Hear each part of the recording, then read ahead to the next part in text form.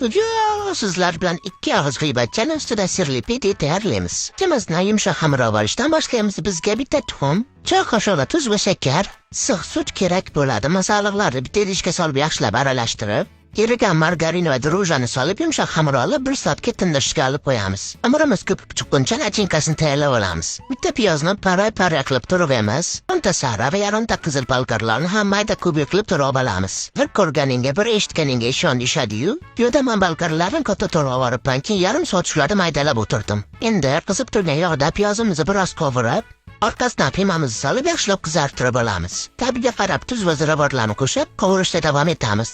Oxirgi ishimiz esa bolgarlarni qo'shish bo'ladi. Ularni ham qo'shib yaxshilab qovurib yuboramiz. Ko'pib chiqqan xamirimizni zuvalachalarga bo'lib olamiz. Shu kommentariyalar yozasizlar, men hammasini o'qib chiqaman-da.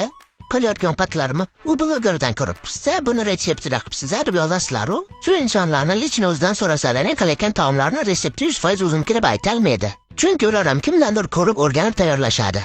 Mani kallacham bir nima retseptlar o'ylab topishga ishlamasa ham, birovda tayyor videosini o'g'irlab o'zimpiga men buni demaslikka farosatim ishlaydi.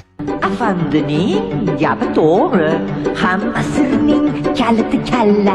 Bu dunyoda hamma o'g'ri, bu dunyoda hamma o'g'ri. Hidoyat ham barakalla.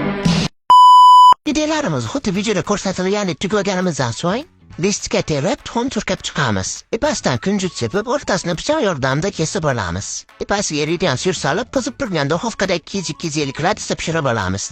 Kema retseptida ko'rib qo'ygan pidem tayyor. Retsept meniki bo'lmasa ham video o'zimniki.